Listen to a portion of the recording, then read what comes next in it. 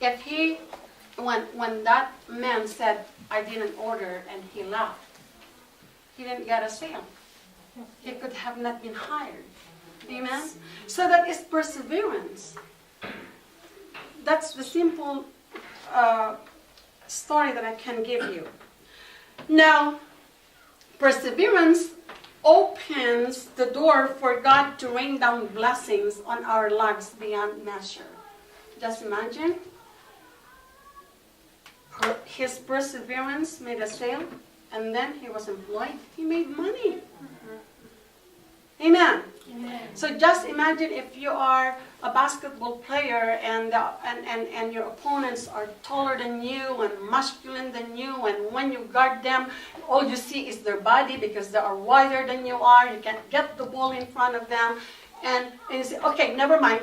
I quit playing guard. I quit playing basketball because my opponents are tall and masculine and wider structured than I am.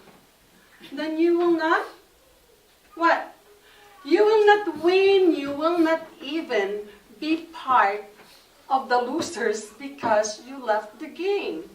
Do you know that even if you are a loser, when you are part of the game, you still be mentioned because they will not win without you. So you're still important, but when you back out, then you will be removed into the list and you will be in the oblivion. Okay, now I have to be fast, so catch me if you can. Have you seen that movie, Catch Me If You Can? My time says I have not enough minutes, but I try to finish this because I want everyone to be blessed like I am. Now, I would like to introduce to you a woman that barely mentioned in the Bible, and she was very unpopular. She is not even mentioned in the New Testament. But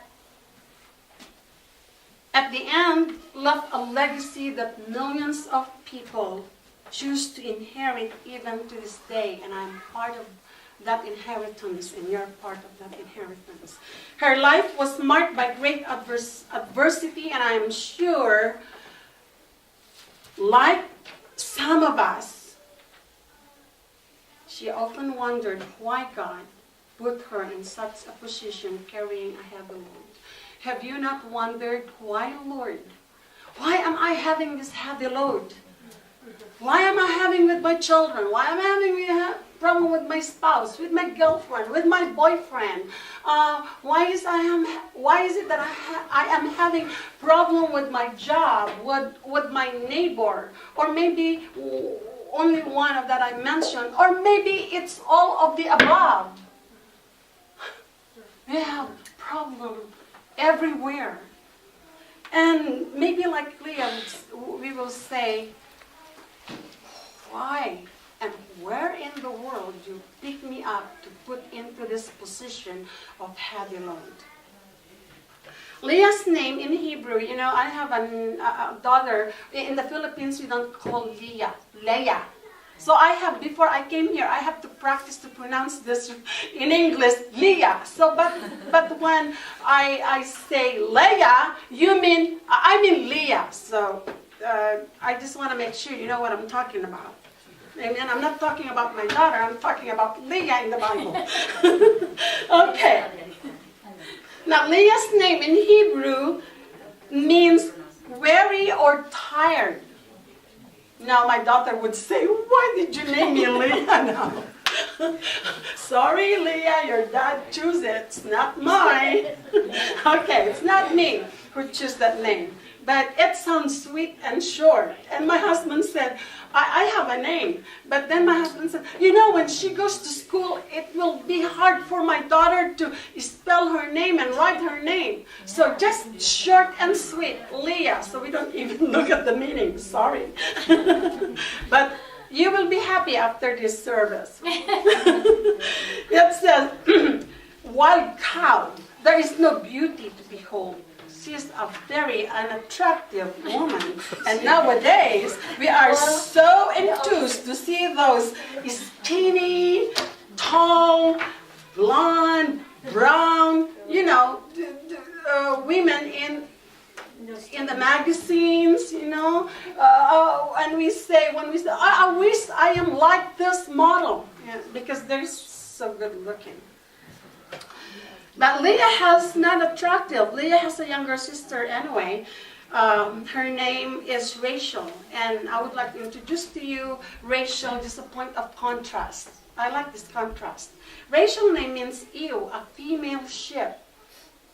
The name cow is opposed to a sheep, suggests that Leah may not have been all that good looking. From a sheep to a cow, okay? A sheep versus cow, I should say. In Genesis 29:17, comparing to her sister Rachel, Leah has weak eyes. She has weak eyes. She may have had difficulty seeing, or she may not have the sparkle in her eyes. But Rachel was lovely in form and beautiful, sexy, lovely in form and beautiful. Jacob, when Jacob went to find a wife to his kinsman, he saw right away the beauty of Rachel. He was in love at first sight. Yes. Mga teenager natin ay in love at first sight. So teenager, are you listening to me? You better enjoy this. All right, because I was enjoying it while I'm studying my message this morning. So he was in love at first sight, and the young beautiful Rachel was so stunning.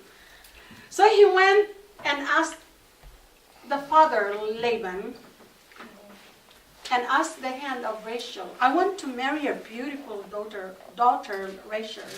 Rachel. And Laban agreed with the condition that he has to serve 7 years.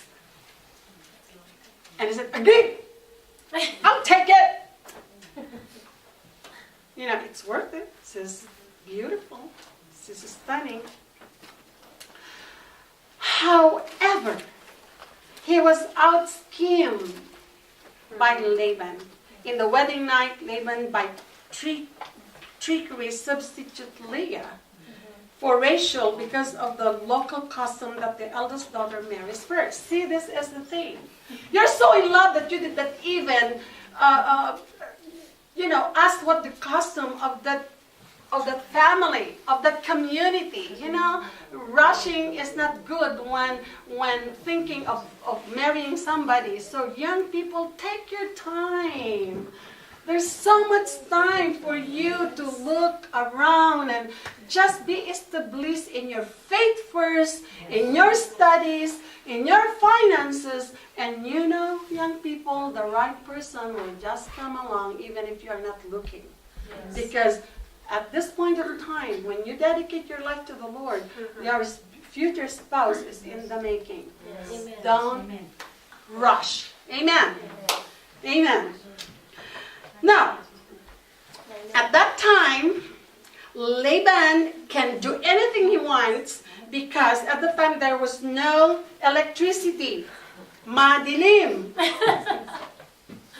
So it was easy for Laban to do it because at that time there's no electricity. Secondly, the women were so balot na balot. They were so veiled, heavily veiled at that time. So when that night, you know, there's a custom that when you're, it's not like now that we have a nice ceremony and all that. You just have to get in and lay down and have sex and you're married. Because before the Lord you are married when you have united in one. Okay, for us to know that Adam and Eve was married by God. God is the one who first instituted marriage. Yes. This is difficult when you are not an Englishman.